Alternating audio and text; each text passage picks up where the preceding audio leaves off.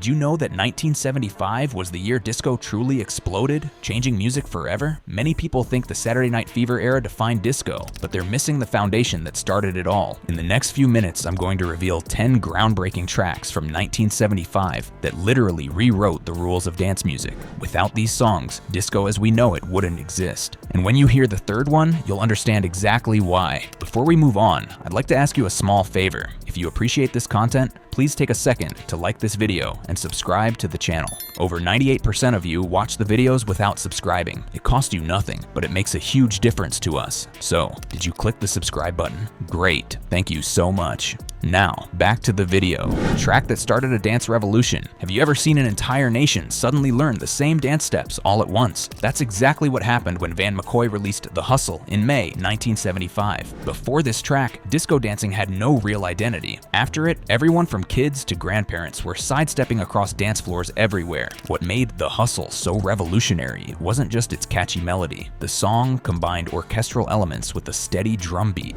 in a way that made standing still practically impossible. Those layered strings, punchy brass sections, and that unforgettable flute hook became disco's first truly recognizable instrumental signature. Without The Hustle, disco might never have left urban clubs. This track brought the sound straight into suburban America, sold over 1 million copies, and even won a Grammy. Its legacy goes beyond just starting a dance craze. It created the blueprint for how disco could be both musically sophisticated and completely accessible to everyone. A 17-minute track that changed music's politics. What happens when a song is so scandalous that radio stations refuse to play it? In 1975, Donna Summer answered that question with Love to Love You Baby, a track that shocked America but changed music forever. The full album version ran an incredible 17 minutes long. Summer's vocals weren't just singing, they included what many considered to be simulated orgasms, something mainstream music had never dared to include before. Producer Giorgio Moroder created something truly special, a hypnotic, pulsing, electronic backdrop that maintained tension throughout the entire extended play. He basically invented the extended dance mix format that became essential to club culture. Without this boundary-pushing track, disco might have stayed family-friendly instead of becoming the sensual music form we remember. The funk-disco fusion that topped the charts. Ever wonder which song perfectly bridged the gap between funk and disco?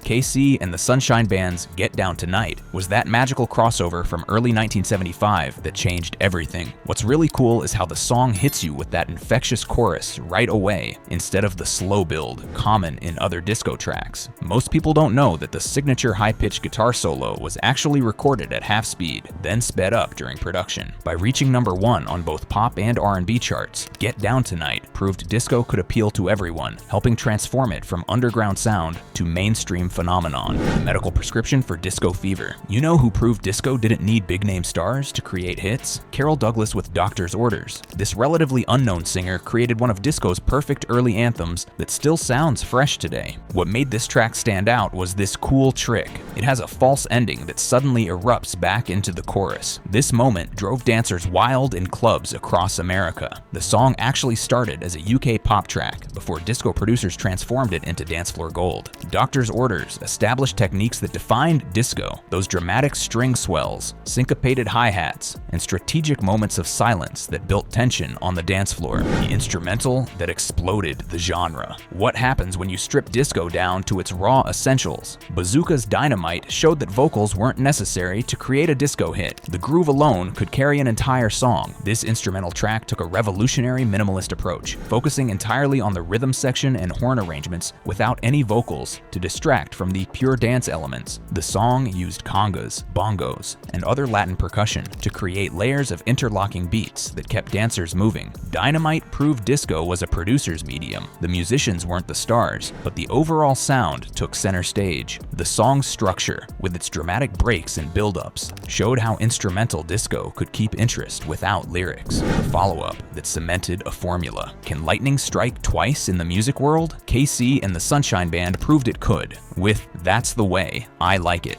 Released just months after their first hit, this song took their funk disco sound and made it even better. What made this track special was its call and response chorus structure that borrowed from gospel traditions. Those suggestive lyrics, especially the repeated "That's the way I like it, baby," really pushed what radio stations would play back in 1975. By scoring back-to-back #1 hits with this consistent sound, KC and the Sunshine Band proved disco wasn't just a passing fad, it was here to stay. The European invasion that changed disco's sound. Producers Sylvester LeVay and Michael Kunze created something special here. They placed every string, brass, and percussion element with perfect precision. The strings weren't just background decoration, they functioned as rhythmic elements themselves, creating patterns with the bass and drums that kept the energy moving forward. By winning a Grammy and reaching #1, Fly, Robin, Fly made European disco production legitimate and opened American ears to international influences that would soon reshape dance music entirely. The Latin connection that expanded disco's boundaries. Producer Jacques Morali, who later created Village People, had a vision for bringing cultures together. He took traditional Brazilian music and reimagined it through disco, adding authentic Latin percussion and carnival-inspired brass that created something totally new. Unlike typical verse-chorus songs, Brazil featured multiple movements and tempo changes while remaining completely danceable. The track proved American audiences were ready for international rhythms when presented within disco's familiar framework. Without this cross-cultural mixing, disco might have stayed much more limited in what it could be. Instead, Brazil helped establish disco as a global language that could incorporate elements from any musical tradition, setting the stage for world music influences in dance music for decades to come. The moment disco captured rock royalty. What happens when a rock band changes direction completely? The Bee Gees' Jive Talking marked the moment disco truly conquered the mainstream music world. Before this track, they were just a rock and ballad group struggling to stay relevant. Their transformation shocked existing fans. Producer Arif Mardin guided the group toward a rhythm-focused approach that highlighted Barry Gibb's falsetto and those tight vocal harmonies over a disco foundation. The song used a drum machine, still rare in 1975, combined with live percussion to create a unique rhythm that connected rock authenticity with disco's precision. The solo star who brought orchestral grandeur to disco. How did a former doo-wop star transform disco into something grand? Frankie Valli's Swearin' to God took disco to new heights in 1975. The full version ran over 10 minutes long, pushing way beyond what radio stations normally played. The track moves through different sections that build up and release energy, almost like a musical journey. This approach influenced how extended disco mixes would be made for years afterward. Swearin' to God showed that disco could be ambitious and complex, not just simple dance music. By successfully moving into disco, Valli proved established artists could embrace the genre without losing their musical identity. These 10 tracks from 1975 created the musical foundation that defined disco. They weren't just hits, they introduced techniques and sounds that shaped dance music for decades. Next time you hear a modern dance track, listen for the echoes of these pioneering productions. From Donna Summer's extended mixes to Silver Convention's precise arrangements, their influence lives on today. The DNA of 1975's disco innovation continues to shape how we experience dance music nearly 50 years later.